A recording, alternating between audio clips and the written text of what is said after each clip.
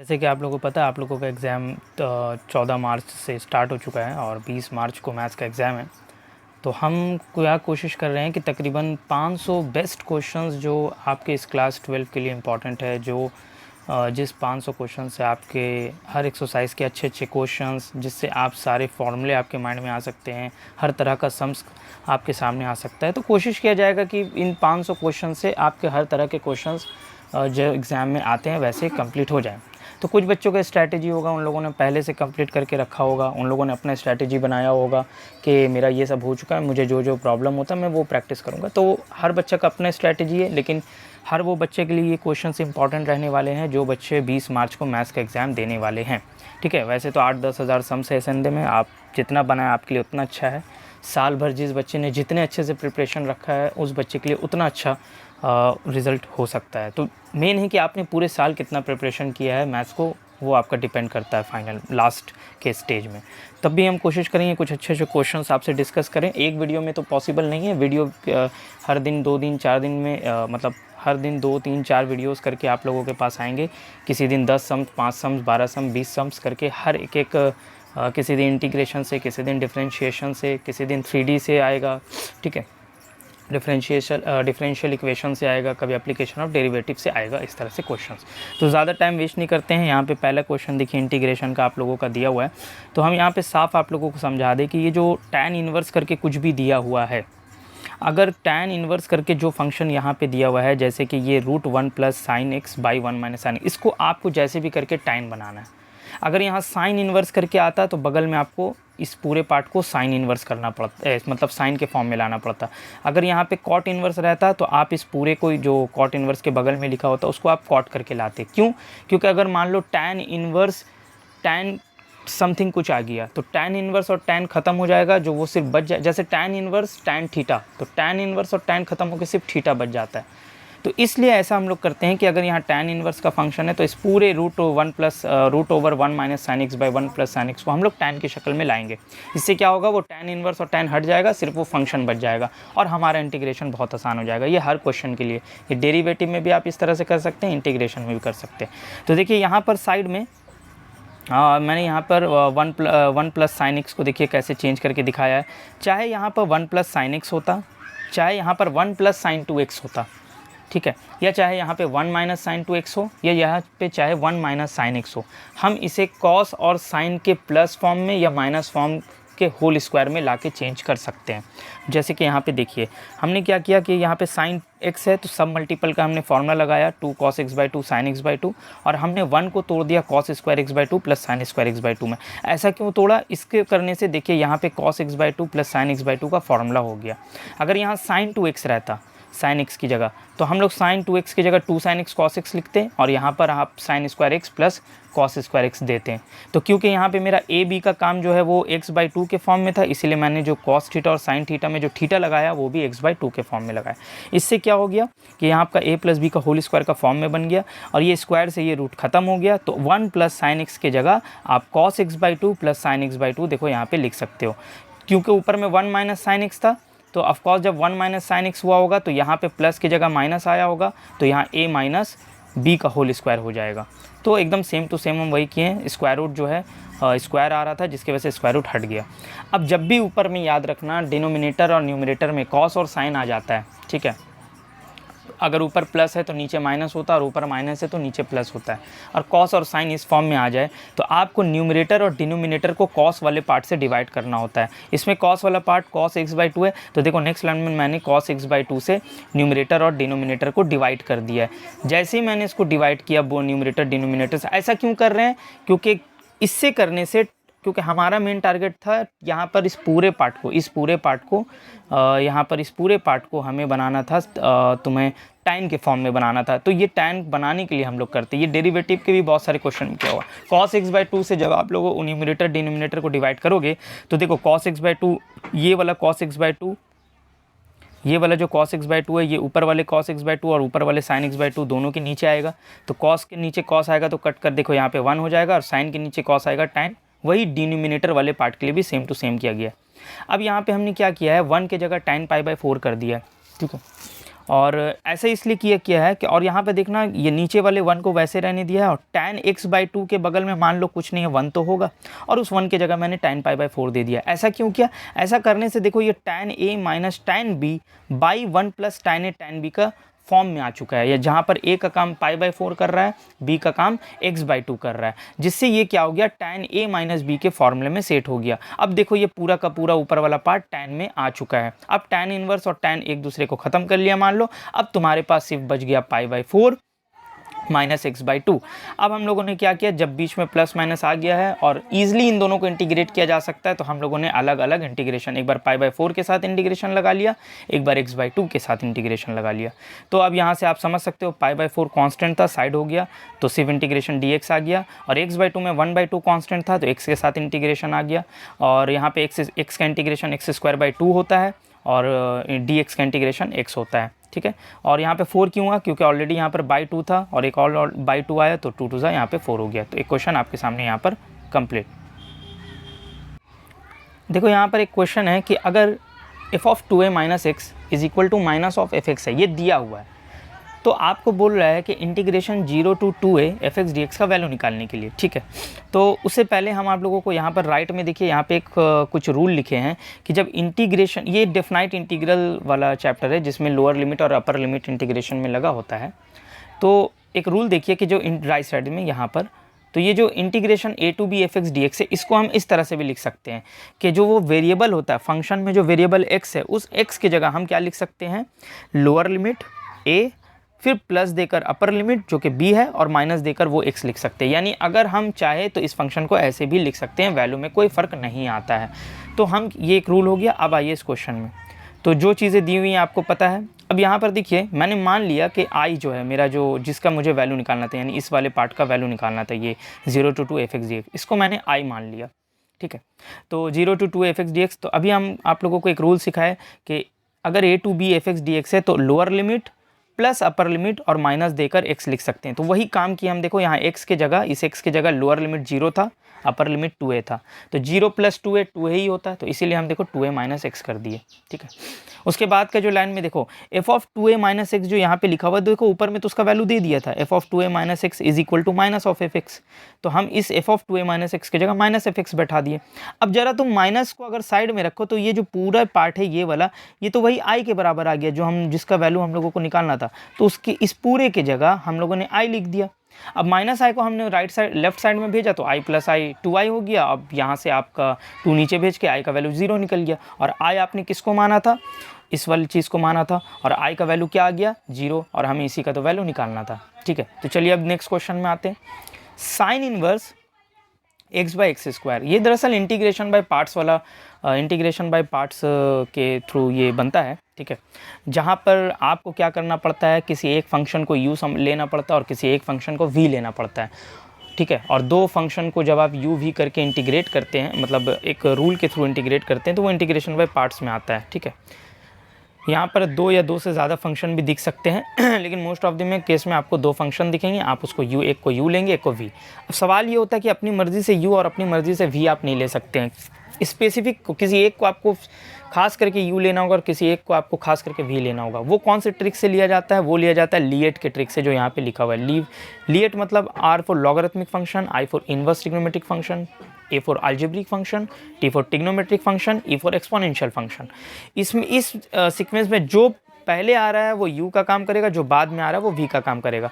अगर मान लो इस क्वेश्चन में इन्वर्स वाला मौजूद है और नीचे x², तो इन्वर्स और जो इन्वर्स वाला और नीचे जो x² है वो अलजेब्रिक है। तो देखो अलजेब्रिक जो है वो i के बाद आता है, अलजेब्रिक जो है वो इन्वर्स के बाद आता है। तो इसका मतलब इन्वर्स वाले पहले आ रहा है, उसको हम लोग u लेंगे, और अलजेब्रिक वाले को v लेंगे। और u और v लेने के बाद किस तरह से उसको इंटीग्रेट किया जाता है, देखो हमने यहाँ पे एक रूल में लिख दिया है। u को एज ए कांस्टेंट ट्रीट किया जाता है, फिर v को इंटीग्रेट, फिर माइनस इंटीग्रेशन u को डिफरेंशिएट किया जाता है, और फिर v को इंटीग्रेट किया जाता है। ये रूल हम लिख दिए। अब देखो सेम टू सेम हम यहाँ पर वही किए हैं जो वहाँ पर फॉर्मूला लिखे हैं। मैंने साइन इनवर्स x को u की तरह ट्रीट किया है, और v को मैंने 1/x² लिया है, क्योंकि यहाँ पे 1/x² v का काम कर रहा है। कोई बोलेगा नहीं सर x², अगर x² v का काम करता तो ऐसे लिखा होता क्वेश्चन में x² साइन इनवर्स x, लेकिन क्योंकि यहाँ बाय के नीचे है तो 1/x² को हमने v लिया है।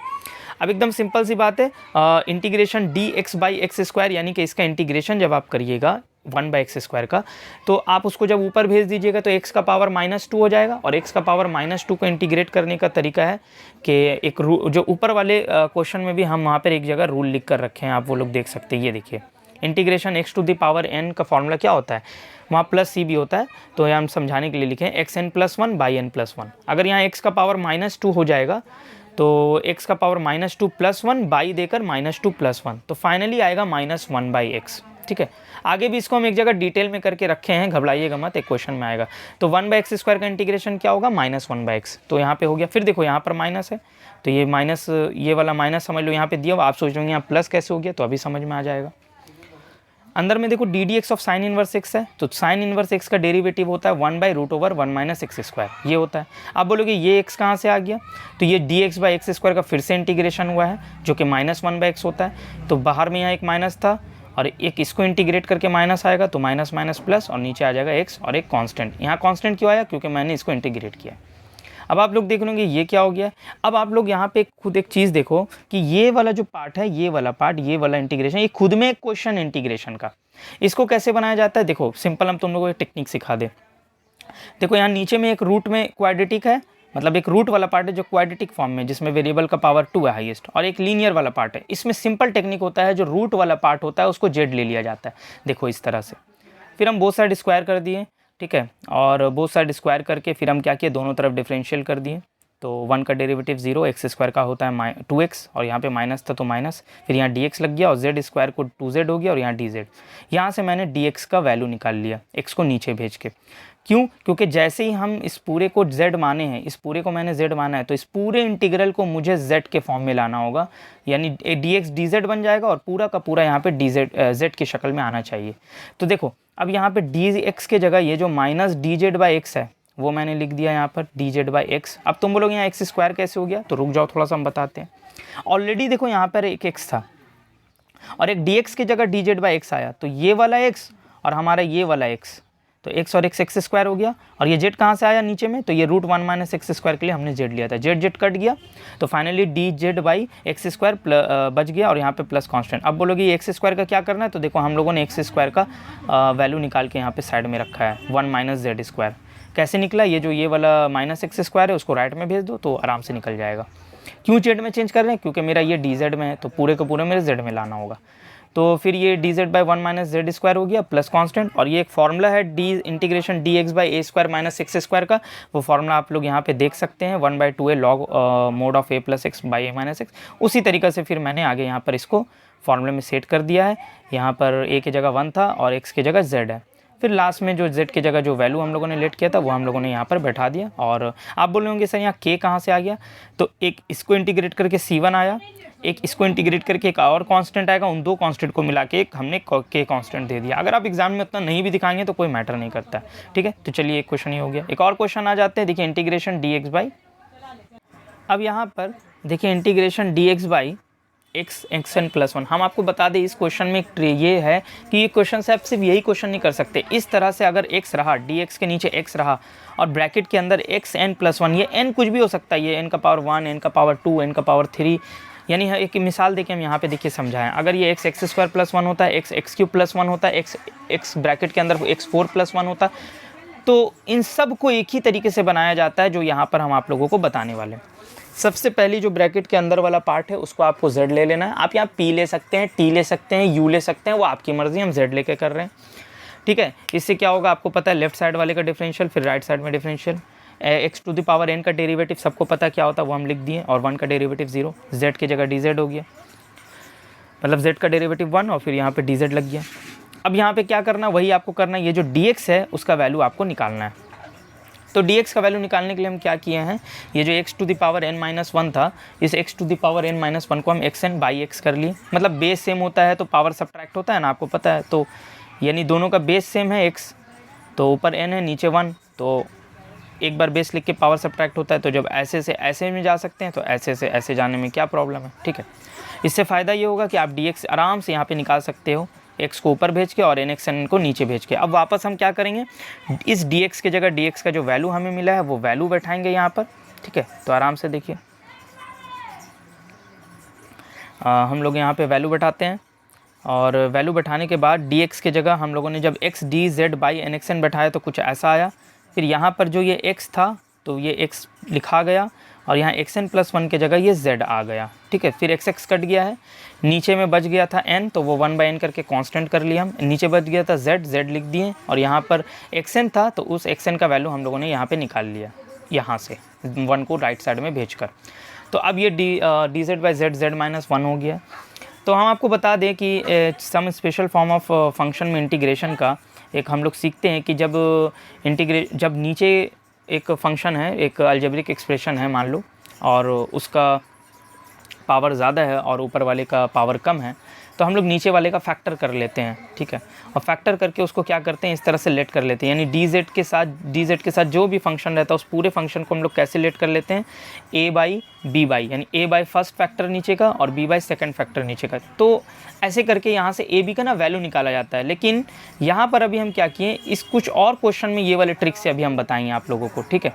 लेकिन यहाँ पर हम आपको एक चीज़ दिखाएंगे, ये वाला जो हम किए हैं ये थोड़ा डायरेक्ट कर दिए हैं, क्योंकि देखो ये z इंटू z-1 को आप लिख सकते हो 1/z-1 माइनस 1/z। कैसे लिख सकते हो यार, आप इसको सिंप्लीफाई करो, सिंपल इस पूरे पार्ट को आप सिंप्लीफाई करो एलसीएम लेकर, तो आपका ये वाला आ जाएगा। तो ऐसे से ऐसे भी आ सकता है, जब इस पूरे को सिंप्लीफाई करके ये आ सकता है तो इस पूरे को सिंप्लीफाई करके ये आ सकता है। अब कोई बच्चा बोलेगा कि सर हमसे तो नहीं होता है, तो फिर आगे जाके ये वाला जो रूल डिस्कस किया जाएगा वहाँ से आपको ईजिली समझ में आ जाएगा कि a का वैल्यू यहाँ पे 1 आ जा रहा है और b का वैल्यू यहाँ पे -1 आ जा रहा है। तो वो आगे के क्वेश्चन में डिस्कस करेंगे।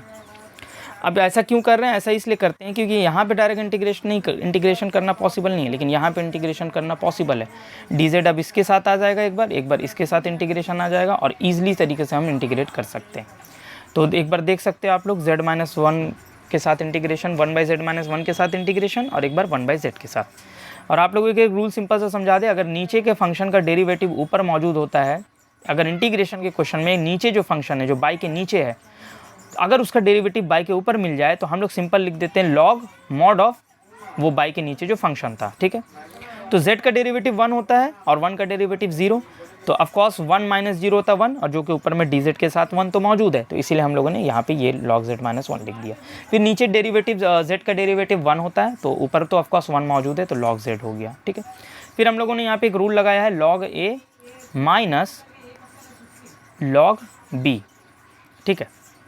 तो log a minus log b का फॉर्मूला होता है log a बाई b, यहाँ पे राइट साइड में आप देख सकते हो। तो a का काम ये कर रहा था, b का काम ये, तो log a बाई b हम लोगों ने कर लिया और z की जगह फिर वो वैल्यू जो ऊपर में था वो हम लोगों ने यहाँ पे बैठा के आंसर निकाल लिया, ठीक है। चलिए अब यहाँ पे एक मॉड वाला क्वेश्चन आया इंटीग्रेशन में, ये डेफिनाइट इंटीग्रल का है।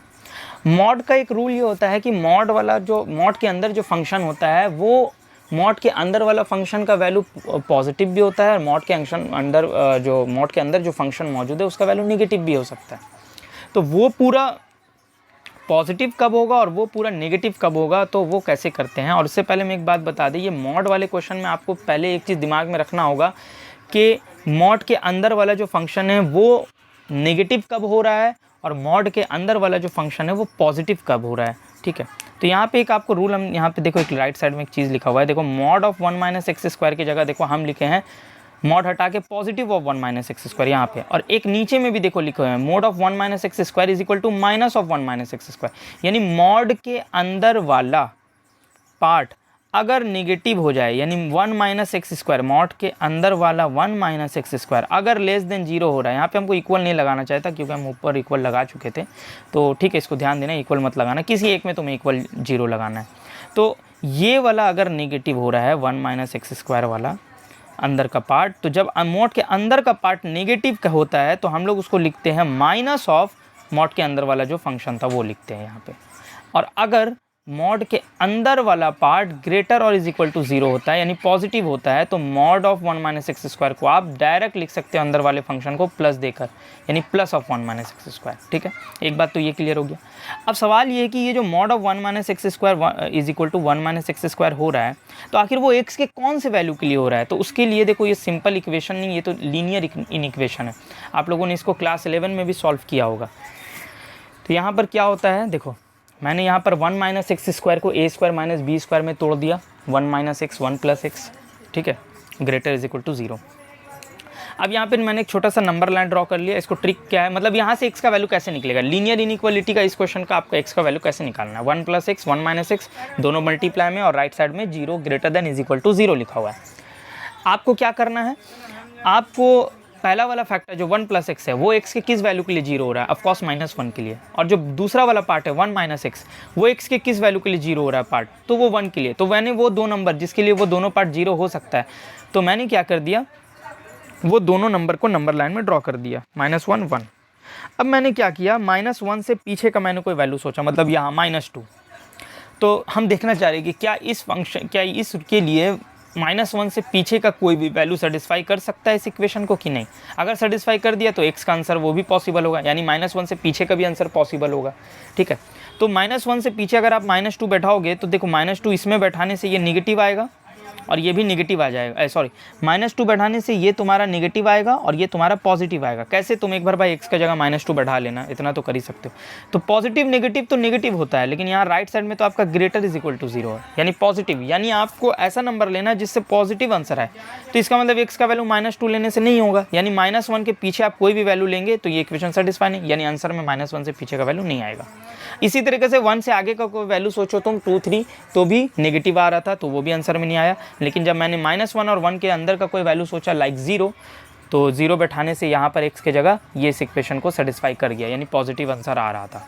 तो इससे ये समझ में आ गया कि जो x का वैल्यू है वो -1 से लेकर 1 के अंदर ही होगा। यानी इससे ये समझ में आ गया कि x के वैल्यू -1 से लेकर 1 के अंदर में, -1 से लेकर 1 के अंदर में ये वाला वैल्यू जो है पॉजिटिव आंसर देगा। इतनी बात क्लियर हो गई। और ऑफकोर्स जब ये पता चल गया कि x के इस वैल्यू के लिए ये फंक्शन पॉजिटिव वैल्यू देगा, तो x के इस वैल्यू के अलावा जो भी होगा इस x, यानी कि x हम यहाँ पे देखो लिखो फॉर एनी अदर x, यानी इस x के वैल्यू को छोड़कर जो भी x का वैल्यू होगा उस पूरे के लिए ये अंदर वाला फंक्शन नेगेटिव हो जाएगा।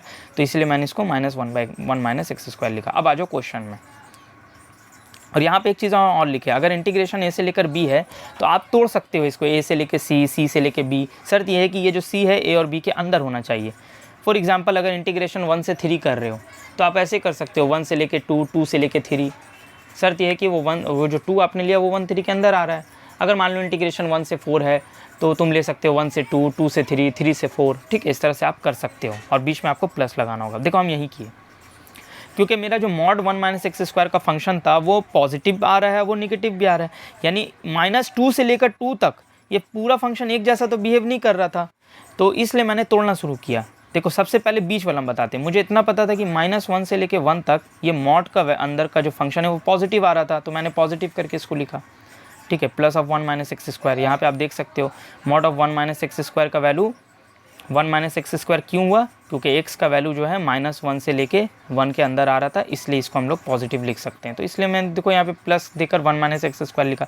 लेकिन इसके अलावा जब मैंने -2 से, तुम बोलोगे सर -2 से -1 क्यों लिए, क्योंकि -1 से 1 एक इंटरवल बन रहा है, तो ऑफकोर्स -2 से आपको -1 तक एक इंटरवल लेकर जाना होगा। आप बोलोगे नहीं हम -2 से लेके 1 लिखेंगे, क्यों लिखोगे, -2 से 1 लिखोगे तो फिर -2 से लेके 1 तक तो ये मॉड वाला फंक्शन पॉजिटिव नहीं हो रहा था ना, -1 से 1, तो -1 से 1, अब इंटरवल टूटा, -2 से -1, फिर देखो -1 से +1, और फिर ऑफकोर्स 1 से कहाँ जाएगा, 10 तक जाएगा। 10 तक क्यों जाएगा, क्योंकि इसका तो अपर इंटरवल लास्ट 2 तक था।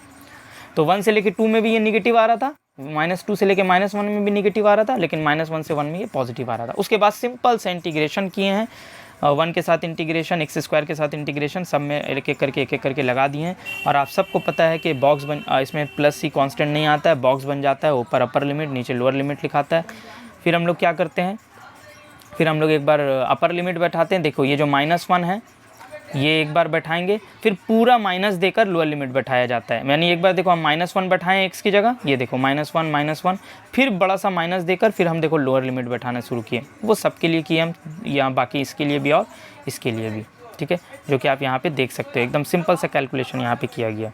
उसके बाद सिंपल सा कैलकुलेशन था, इसमें क्या एक्सप्लेनेशन, ये तो आप सिंपल सा सिंप्लीफाई करके इसका आंसर 4 ला सकते हो। ठीक है, ये आप देखिए एक लिमिट वाला क्वेश्चन आ गया है इंटीग्रेशन का, limit n tends to infinity. ये भी आपको डेफिनाइट इंटीग्रल में मिलता है। सिंपल से आपको ये समझा दें कि यहाँ पर ये जो लिमिट वाला क्वेश्चन होता है, हम लोग इसको कोशिश करते हैं कैसे शक्ल में लाने की, आपको समझा दें कि हमारा कोशिश होता है इसको इस शक्ल में लाने की जो हम यहाँ पे लिखे, limit n tends to infinity होना चाहिए, 1/n होना चाहिए, summation r is equal to 1 और r/n के फॉर्म में लाना होता है, यानी इस फॉर्म में लाना होता है क्वेश्चन को। Limit n tends to infinity होना चाहिए 1/n, फिर r इज इक्वल टू 1 से लेकर n, और फिर यहाँ पर जो भी फंक्शन हो वो r/n की शक्ल में होता है। तो कोई भी क्वेश्चन लिमिट का हो उसको इस शक्ल में लाना होता है। अब कैसे लाते हैं देखो, सबसे पहले तो इसमें लास्ट में n दिया हुआ था, तो हम लोग पहला टर्म जो दूसरा टर्म है हमारा, जो तीसरा टर्म है, उसी तरीक़े से हमें nth टर्म को लाना था। तो हम लोगों ने n को क्या कर दिया, रूट n इंटू n कर दिया। इससे क्या होगा, रूट n स्क्वायर हो जाएगा और स्क्वायर से रूट हटेगा तो वापस n आ जाएगा। ऐसा हमने क्यों किया, क्योंकि देखो एक सीक्वेंस चल रहा ना, देखो यहाँ root 1n, root 2n, root 3n, तीसरा टर्म है तो 3n है, दूसरा टर्म है तो 2n है, पहला टर्म है तो 1n है, तो ऑफकोर्स nth टर्म में nn आना चाहिए था। तो ये इसलिए से हम लोगों ने इसको ऐसे लिखा। अब क्या होता है, 1/n को हमको अलग करना पड़ता है। तो यहाँ तो नीचे 1/n कहीं दिख ही नहीं रहा था, तो हमने यहाँ पे देखो सबके नीचे में n लिया अपनी मर्ज़ी से। जब नीचे n लिया तो बैलेंस करने के लिए ऊपर भी n लिया है सब जगह, ठीक है। अब हमने क्या किया, नीचे से 1/n जब कॉमन लिया तो अब तुम बोलोगे सर अब तो ये ना बचना चाहिए था n/√n, n/√2n, n/√3n बचना चाहिए था, तो आपने ये कैसे लिख दिया। तो देखो ऊपर में जो n था उसको हम लोग लिख सकते हैं ना √n, ऊपर में जो n बचेगा 1/n कॉमन लेने के बाद, 1/n कॉमन लेने के बाद यहाँ n/√n बचेगा। तो ऊपर वाले n को आप √n लिख सकते हो, और √n कट जाएगा, मतलब नीचे का √n और एक ऊपर का √n कटेगा, तो सिर्फ और सिर्फ यहाँ √n बचेगा। तो यहाँ पे सिर्फ √n बचता, तो उसको मैंने √n/2 लिखा। क्यों लिखा वो देखेंगे, अभी आप लोग को समझ में आ जाएगा। सिर्फ n ही क्यों नहीं लिखा, n/1 क्यों लिखा। यहाँ पर देखिए, यहाँ पे फिर आप 1/n कॉमन लोगे तो ये n तो साइड में चला जाएगा, ऊपर में बच जाएगा ऊपर में बच जाएगा n। तो इस ऊपर में n जो आप बचेगा उसको √n कर दोगे, तो नीचे का √n ऊपर का एक √n कट जाएगा, ऊपर एक √n बच जाएगा, तो उस पूरे को ऊपर में एक √n बच गया, नीचे एक √2 बच गया, तो उस पूरे को √n/2 लिख सकते हो। सेम यही प्रोसेस तीसरे वाले टर्म में होगा। तो इसलिए मैंने यहाँ इस वाले पहले टर्म में मैंने नीचे 1 दिया था। देखो एक सीरीज़ बन गया n/1, n/2, n/3 के फॉर्म में, और वही लास्ट में भी होगा 1/n। ये वाला n तो कॉमन में चला जाएगा, फिर ऊपर भी आप √n लिखोगे, एक √n कट जाएगा, ऊपर बच जाएगा √n, एक नीचे बच जाएगा √n, उसको आप कंबाइन करके √n/n लिख दोगे। यहाँ पे देखो एक सीक्वेंस बन गया √n/1, √n/2, √n/3। अब देखो यहाँ लिमिट 1/n मैंने ले लिया, फिर समेशन लिया। समेशन का मतलब क्या होता है, समेशन का मतलब होता है प्लस प्लस। ये देखो ये जो प्लस, ये प्लस, ये जो प्लस है इसको हटा के मैंने समेशन लिखा, और यहाँ पे लिखा r इज इक्वल टू 1 से लेकर n, यानी 1 से लेकर n तक, और यहाँ पे मैंने √n/r लिखा। देखो आपको क्या करना है, देखो अब आप क्या करो, r की जगह यहाँ पर r की जगह 1 बैठाओ। r की जगह जब आप 1 बैठाओगे देखो ये पहला टर्म आएगा, क्योंकि समेशन है तो फिर प्लस लिखाएगा। कहाँ तक लिखाएगा, n टर्म तक ये प्लस होते चले जाएगा। फिर r का वैल्यू तुम 2 बैठाओगे यहाँ पे, तो देखो √n/2 आ जाएगा, जो ये वाला टर्म आ जाएगा। तो इसको इस सीक्वेंस में हम लोग लिख सकते हैं।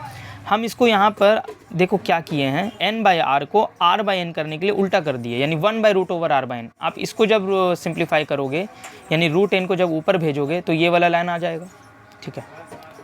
तो इस लाइन को जब इस लाइन में जब क्या बोल रहे हैं हम, इसको जब ये लिख सकते हो, तो इस पूरे को ये लिखने में कोई प्रॉब्लम नहीं है, ठीक है।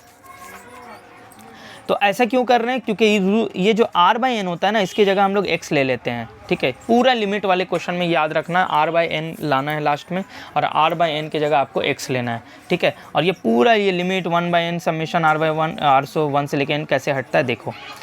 हमने क्या किया, r/n को यहाँ पर ये जो r/n था इसके लिए मैंने x लिख लिया, यानी जहाँ पर भी r/n होगा उसके लिए हम x लिखेंगे। अब देखो r का वैल्यू 1 था, अब जब तुम r का वैल्यू यहाँ पर 1 बैठाओगे तो ये x का वैल्यू 1/n हो जाएगा। और क्योंकि n इन्फिनिटी तक जाएगा यहाँ पर, क्योंकि देखो लिमिट का जी n क्या है, इन्फिनिटी तक जा रहा है, तो जब n इन्फिनिटी तक जाएगा तो समथिंग बाय इन्फिनिटी क्या होगा, 0। तो यानी इसलिए देखो x का वैल्यू 0 हो गया। और जब r का वैल्यू 1 जाएगा, n जाएगा, यानी यहाँ पे एक बार r का वैल्यू 1 था और फाइनली एक बार r का वैल्यू n था, तो r का वैल्यू 1 के लिए x का वैल्यू 0 आया। r का वैल्यू n बैठाओगे तो x इज इक्वल टू क्या था, यहाँ पे n बैठाओ तो n/n कट के तो फाइनली 1 ही आ गया यहाँ पर, ठीक है। तो n टेंस टू इन्फिनिटी यहाँ बैठाने की जरूरत भी नहीं पड़ी, तो यहाँ पे x का वैल्यू 1 आ गया। यानी इसका इंटीग्रेशन होगा 0 से लेकर, यानी x का वैल्यू 0 से लेकर x का वैल्यू 1 तक, और 1/, यहाँ पे देखो 1 था, ये पूरा limit n tends to infinity 1/n हट के ये पूरा इंटीग्रेशन आ गया। और देखो फंक्शन जो यहाँ पे समेशन के बाद वाला जो फंक्शन था वो इंटीग्रेशन के अंदर आ जाएगा। तो बाई के ऊपर बाई के ऊपर 1 और बाई के नीचे r/n की जगह x, और रूट था तो रूट रहने दिए, और यहाँ पे सिंपल सा इंटीग्रेशन है, x को ऊपर भेज दिए, -½ कर दिए, और उसके बाद सिंपल से इंटीग्रेशन का फॉर्मूला लगा के पर लोअर लिमिट हम लोग बैठा के इसका आंसर निकाल दिए। तो अब एक और क्वेश्चन आपके सामने लेते हैं, x square plus 1 by x plus 1 का स्क्वायर। देखिए इस तरह के क्वेश्चंस में ना कोशिश हम लोग करते हैं कि कुछ न्यूमरेटर डिनोमिनेटर, अगर तुम्हें ऐसा देख के अगर लग रहा है कि क्या डिनोमिनेटर के बड़ा तरह कुछ न्यूमरेटर बन सकता है, तो मेरे माइंड में यहाँ पे ये आया कि यार डिनोमिनेटर में तो एक्स प्लस 1 का होल स्क्वायर लिखा हुआ है, और अगर एक्स प्लस 1 का होल स्क्वायर है तो इसका फॉर्मूला क्या होता है, A square plus B square plus 2ab। और जब तुम एक्स प्लस 1 का होल स्क्वायर का फॉर्मूला तोड़ोगे तो हो जाएगा एक्स स्क्वायर प्लस 1 का स्क्वायर 1 और प्लस 2x इंटू 1 यानी 2x, यानी x square plus 1 plus 2x हो जाएगा। तो इसीलिए मैंने क्या किया यहाँ पर एक्स स्क्वायर प्लस 1 लिख कर, क्योंकि एक मुझे लग रहा था यार काश अगर ऊपर 2x आ जाता तो ऊपर भी एक फॉर्मूला सेट हो जाता, तो मैंने अपनी मर्ज़ी से प्लस 2x दिया, क्योंकि मैथ्स में अपनी मर्ज़ी से कुछ दिया नहीं जाता है, तो बैलेंस करने के लिए मैंने माइनस 2x दे दिया। इससे क्या हो गया कि ये तीनों पार्ट मिलकर यहाँ पे फॉर्मूला बच गया और minus 2x as it is लिखा गया। अब ये हुआ, अब हम क्या करेंगे, आराम से इसके नीचे इसको ले सकते हैं, और अब इसके 2x के नीचे भी एक्स प्लस 1 का होल स्क्वायर को ले सकते हैं। तो जब हम लिए तो ये और ये इसके नीचे जब आया तो ये कट गया, और 2 कांस्टेंट था, तो हम लोग x के नीचे x प्लस 1 का होल स्क्वायर लिया। फिर हम देख रहे हैं कि यार डिनोमिनेटर में जो x प्लस 1 का होल स्क्वायर, न्यूमरेटर में कुछ ऐसा आ सकता है, तो मैंने ऊपर में देखा कि यार अगर हम वहाँ प्लस 1 कर देते तो कुछ डिनोमिनेटर जैसा कुछ आ सकता था। तो मैंने जब मैंने प्लस 1 दिया तो बैलेंस करने के लिए माइनस 1 करना पड़ा। तो यहाँ पर क्या हुआ, यहाँ पर x प्लस 1 के नीचे जब मैंने x प्लस 1 दिया, x प्लस 1 का होल स्क्वायर, इसके नीचे जब मैंने x प्लस 1 का होल स्क्वायर दिया, x प्लस 1 काट कर क्या हो गया, x प्लस 1 इसको काटा होगा, एक पावर कम हुआ होगा। यहाँ मैंने इंटीग्रेशन देना शायद हम भूल गए, थोड़ा ध्यान दीजिएगा, इसको इंटीग्रेशन दे दीजिएगा। तो integration dx by x plus 1 बचा, और यहाँ पे integration dx by x plus 1 का होल स्क्वायर बचा। ठीक है, जब आप 1 के नीचे इसको लीजिएगा x प्लस 1 का होल स्क्वायर को, तो 2 इंटीग्रेशन आया। अब आप याद रखिएगा नीचे का डिनोमिनेटर ऊपर मौजूद है, तो आप लॉग ऑफ लिख सकते हैं जैसे कि पीछे बताए थे। और हाँ, एक चीज़ याद रखना, ये देखो मैंने यहाँ पे कर दिया, वो जो dx बाई एक्स स्क्वायर का इंटीग्रेशन पिछले डिस्कस कर रहे थे हम पहला या दूसरा क्वेश्चन में, तो देखो यहाँ पर उसको सॉल्व करके हम दिखा दिए, सिंपल सा चीज़ था ये। तो यहाँ पर आप बोलोगे सर यहाँ तो एक्स प्लस 1 का होल स्क्वायर, एक्स स्क्वायर तो नहीं है। याद रखना लीनियर में अगर एक्स अगर लीनियर में मौजूद है, एक्स जो एक्स प्लस 1 है, अगर लीनियर फंक्शन मौजूद है, यानी एक्स का पावर जो है यहाँ पर देखो एक्स प्लस 1, ये एक्स प्लस 1 क्या एक लीनियर फंक्शन है। अगर एक्स प्लस 1 के ऊपर स्क्वायर है तो हमेशा आप एक लीनियर को एक्स की तरह ट्रीट करोगे इस इंटीग्रेशन के चैप्टर में, वो सब्सटीट्यूशन करने से बच जाओगे। अगर यहाँ पर एक्स प्लस 7 भी लिखा रहता तो भी आप उसको एक्स मानते, ठीक है। अगर यहाँ पर लिखा रहता suppose 2x plus 1, x plus 1 के होल स्क्वायर की जगह लिखा रहता 2x प्लस 1, तो भी आप उसको x लेते, इंटीग्रेशन में इसको समझते कि आप एक्स स्क्वायर का इंटीग्रेशन कर रहे हो, सिर्फ जो x के बगल में वो जो 2 नंबर है उसको आप यहाँ पे साइड में आंसर में 1/2 लिख देते। अगर यहाँ x के बगल में 3 रहता तो आप यहाँ 1/3 कर लेते, ठीक है। तो सिंपल सी चीज़ है, आप लोग थोड़ा इसको कर लेना। तो यहाँ पे माइनस ऑलरेडी था और एक फॉर्मूला का माइनस आया, तो माइनस माइनस प्लस हो गया, ठीक है। अगर कुछ समझ में नहीं आता तो आप एक बार कमेंट जरूर कर देना। जब भी x plus 1, x plus 2, x plus 3, x plus 5 कहीं पे भी लिखा रहे और इंटीग्रेशन आप कर रहे हो, उस पूरे का आप एज ए एक्स ट्रीट कर सकते हो, या तो आप सब्सटीट्यूट कर लोगे x प्लस 1 को z, फिर वहाँ से आपका आंसर आ जाएगा, ठीक है। चलिए एक और क्वेश्चन आते हैं। 8वां क्वेश्चन बहुत अच्छा क्वेश्चन है। ये जो क्वेश्चन है यहाँ पर देखो cos x का कुछ कोएफिशिएंट है 1, sin x का कोएफिशिएंट है मान लो यहाँ पे 2, और एक प्लस देखिए कॉन्स्टेंट दिया हुआ है। जब भी y के नीचे यानी डिनोमिनेटर वाला पार्ट जब भी इस फॉर्म में आ जाता है, इस फॉर्म में देखो ये वाला फॉर्म में, A cos x plus B sin x plus C, इसका एक प्रोसेस होता है बनाने का। तो ये देखो इस फॉर्म में ही ये वाला क्वेश्चन है। तो इस तमाम क्वेश्चन में cos x का कोई कोएफिशिएंट आ जाता, sin x का कोई कोएफिशिएंट आ जाता और प्लस देखिए कांस्टेंट होता है। शर्त है कि ये तीनों मौजूद होते तब, ठीक है। तब जो है ट्रिक क्या लगाया जाता है कि sin x को tan वाले फॉर्मूले, sin x का एक tan वाला फॉर्मूला होता है, cos x का भी एक tan वाला फॉर्मूला होता है, उन दोनों को उसके tan वाले फॉर्मूले में लगा दिया जाता है। तो मैंने sin x का tan वाला फॉर्म लगा दिया, ये सब मल्टीपल के चैप्टर में है, और यहाँ पर भी मैंने cos x का भी सब मल्टीपल वाला फॉर्मूला लगा दिया tan के फॉर्म में। उसके बाद सिंपल सा LCM लिया गया है, सिंपल से LCM लिया गया है, ठीक है। और LCM लेने के बाद जो कैलकुलेशन होता है वो, और नीचे जो ये 1 प्लस tan स्क्वायर x/2 है इसको ऊपर भेज दिया गया। अब बोलोगे सेक स्क्वायर कहाँ से आया, तो जब आप इसको ऊपर भेजोगे यहाँ पे तो 1 प्लस tan स्क्वायर थीटा क्या होता है, सेक स्क्वायर थीटा, तो मैंने यहाँ सेक स्क्वायर थीटा कर लिया, और नीचे एक जो टर्म बच रहा था वही मैंने लिख दिया। यानी इस फॉर्म में, इस तरह के फॉर्म के क्वेश्चन में आपको यहाँ तक एकदम सेम टू सेम ऐसे ही आना है। और इसके बाद इस टाइप के क्वेश्चन में जो tan x/2 होता है उसको हम लोग z ले लेते हैं, यहाँ पे z ले लेते हैं। तो फिर वही आगे का प्रोसेस उसको डिफ्रेंशिएट करते हैं, ये आपको पता होगा लेफ़्ट और राइट में वो जो पार्ट आ रहा है, ठीक है। आप बोलेंगे सर 2 कहाँ से आ गया यहाँ पे, तो जब आप tan x/2 को डिफरेंशिएट करेंगे तो sec स्क्वायर x/2 होगा और यहाँ पे 1/2 आएगा, 1/2 का 2 का वहाँ साइड कर दिए। यहाँ dx आप लिखना था, dx नहीं लिखाया है तो ध्यान दे दीजिएगा उसका। तो अब हम क्या किए हैं, यहाँ पे sec स्क्वायर x/2 की जगह देखो, sec स्क्वायर x/2 की जगह हम यहाँ 2dz लिख दिए और यहाँ 3 लिख दिए हैं। यहाँ पे 1 प्लस tan x/2 की जगह z था, तो बस जहाँ जहाँ x/2 था वहाँ z लिख दिए हम, आप देख लेना। उसके बाद यहाँ ब्रैकेट को निकाल के ठीक करके आपका ये आ गया है फाइनली, ये वाला लाइन। 2 यहाँ से आप कॉमन लोगे तो नीचे 2 आएगा और ये 2 और यहाँ पे ये 2 कट जाएगा। फाइनली यहाँ पे z² प्लस 2z प्लस 2 बचेगा। याद रखना, अब एक और टाइप हम सिखा दें, इंटीग्रेशन dx बाई अगर इस फॉर्म में है, यानी अगर इंटीग्रेशन dx या बाई के नीचे अगर क्वाड्रेटिक फॉर्म है तो कोई भी क्वाड्रेटिक फॉर्म को आपको क्या करना है, 2 चीज़ के स्क्वायर में कन्वर्ट करना है, चाहे बीच में प्लस लाओ चाहे बीच में माइनस लाओ। ठीक है, बहुत डिटेल में तो अभी उतना बताएंगे नहीं, तो ये बहुत शॉर्ट समझाने की कोशिश कर रहे हैं, बहुत डिटेल में ज़्यादा नहीं समझा रहे हैं। अगर डिटेल में समझाए तो शायद एक क्वेश्चन में 15 मिनट चला जाए। तो 2 चीज़ के स्क्वायर, बीच में प्लस बीच में माइनस आपको लाना पड़ता है। ठीक है,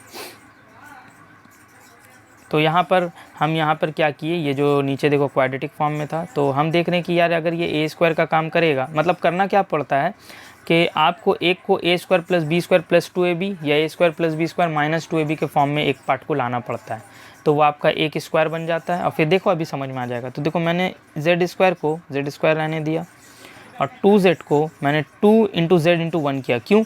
क्योंकि ये z² a² का काम कर रहा है मान लो, और ये a² का काम कर रहा है प्लस 2a तो मौजूद है, a² प्लस 2a तक मौजूद था, लेकिन b नहीं था, तो b यहाँ तो कुछ 2z के साथ हो नहीं सकता था, हम इंटू दे के 1 कर दिए तो वो b का काम करने लगा। तो a² प्लस 2ab, a का जगह z है, b की जगह 1, और प्लस दे के मुझे b² चाहिए था, तो यहाँ पर तो b² था नहीं, यानी मुझे 1 का स्क्वायर चाहिए था, 1² तो यहाँ था नहीं, तो मैंने इस 2 को 1 प्लस 1 में लिख दिया। और जब मैंने 1 प्लस 1 में लिखा तो एक 1 को हम 1 का स्क्वायर करके दिखा दिए। इससे क्या हो गया, मेरा एक फ़ायदा हो गया, इससे मेरा ये तीनों मिलकर एक फार्मूला सेट कर गया। और ये प्लस 1 जैसे था इसको हम ऐसे ही रहने दिए, तो ये पूरा देखो एक फार्मूला हो गया z प्लस 1 का होल स्क्वायर का और प्लस 1, और ये 1 को आप 1 का स्क्वायर भी समझ सकते हो, तो बन गया देखो 2 चीज़ का स्क्वायर, यहाँ पे z प्लस 1 का स्क्वायर, 1 का स्क्वायर और बीच में क्या आ गया प्लस। तो इंटीग्रेशन का ये क्वेश्चन आप कर लिए, और हाँ यहाँ तक इस फॉर्म में ले आए। तो एक ही क्वेश्चन में बहुत तरह के क्वेश्श्चंस कर रहे हो, ये चीज़ याद रखना, एक क्वेश्चन आप नहीं कर रहे हो, इसको एक क्वेश्चन में आप तरह तरह के क्वेश्चंस सॉल्व करते जा रहे हो। अब इसका एक फॉर्मूला होता है integration dx by a² plus x², a² plus x² का हम बताए थे कि अगर ये एक z प्लस 1 है, z प्लस 2 है, यानी x प्लस 1 है, x प्लस 2, x प्लस 3, आप इस पूरे को x समझ सकते हो। तो integration dx by 1 plus x² का फॉर्मूला होता है tan इनवर्स x। तो क्योंकि यहाँ x की जगह z प्लस 1 था तो z प्लस 1 लिख दिया, और फिर z की जगह आपने ऊपर में tan x/2 लिया था, तो ये क्वेश्चन भी आपका सॉल्व हो गया। यहाँ पे ये क्वेश्चन देखिए, तो फिर से यहाँ पर देखिए एक बहुत पहले क्वेश्चन में हम ये वाला ऊपर में बता रहे थे, तो वापस ये क्वेश्चन आ गया है। जब भी ऊपर वाला फंक्शन का जो वैल्यू पावर है और नीचे वाले फंक्शन को पावर, अगर ऊपर का पावर कम है नीचे का पावर ज़्यादा है, तो हम लोग देखो उसको कैसे सॉल्व करते हैं। और शर्त यह है कि नीचे वाला फैक्टराइज फॉर्म में होना चाहिए। अगर मान लो नीचे क्वाड्रेटिक लिखा रहता, ऊपर ऐसे लीनियर, तो नीचे का पावर ज़्यादा ही रहता। और हम लोग उसको कोशिश करते हैं फैक्टर बना लेने का। ठीक है, फैक्टर बनाने के बाद किया जाता है कि जो अगर नीचे का पावर ज़्यादा है ऊपर का पावर कम और नीचे फैक्टर बन चुका है, तो आप क्या कर सकते हैं, न्यू जो dx छोड़कर जो ये पूरा फंक्शन है, इस पूरे फंक्शन की जगह आप क्या लेट करोगे, a बाई पहला फैक्टर प्लस b बाई दूसरा फैक्टर। आप a के नीचे दूसरा फैक्टर भी ले सकते हो, b के नीचे पहला फैक्टर भी ले सकते हो। उसके बाद जब आप इसका एलसीएम लोगे तो नीचे LCM x minus 2 x plus 2 आएगा, जो नीचे कट जाएगा, और यहाँ पे एलसीएम लेने के बाद ये वाला पार्ट आया।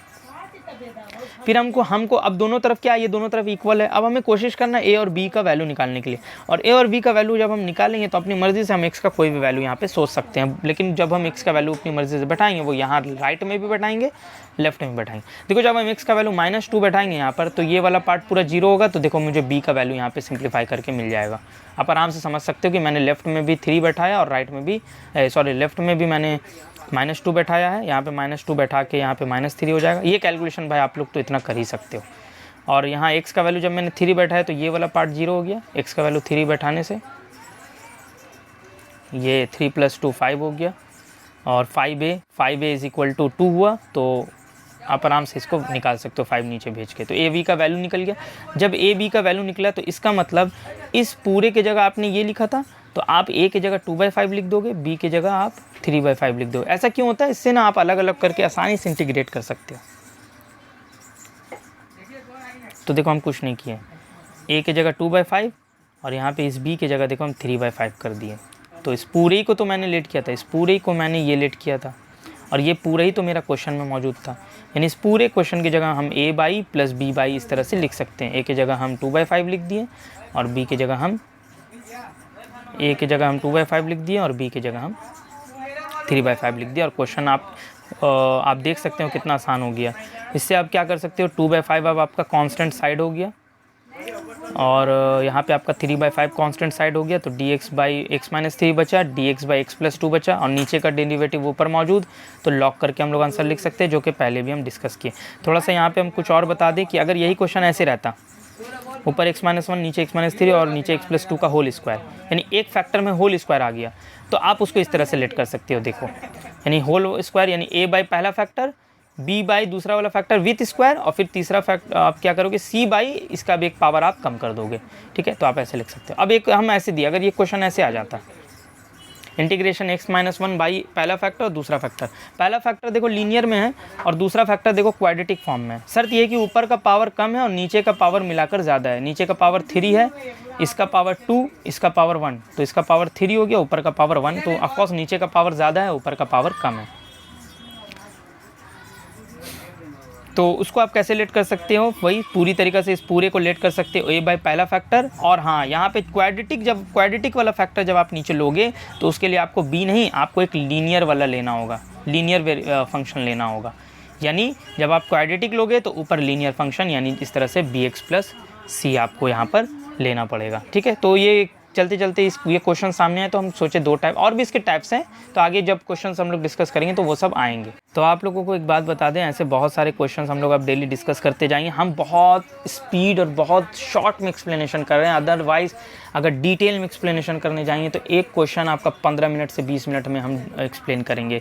और ऐसा हम करके वीडियो में रिकॉर्ड किए थे जब हम बोर्ड पे बना रहे थे, तो हम देखे बहुत लंबा वीडियो हो जा रहा है, टाइम उतना है नहीं। उम्मीद करेंगे कि आप लोग इसको करने की कोशिश करो, ठीक है, इसको अच्छे से करने की कोशिश करो।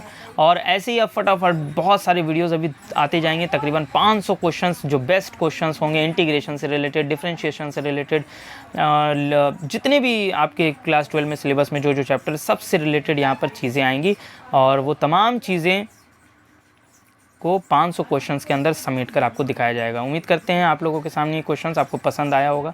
टाइम तो कम है, हम समझ सकते हैं, बहुत कम टाइम में आपके सामने ये चीज़ें लाकर हम रखे हैं। तो चलिए कोई बात नहीं, आप करते जाइए, और भी अब बहुत सारे वीडियोज़ आएंगे अभी, और उन सब में ये 500 क्वेश्चंस को डिस्कस किया जाएगा। Thank you.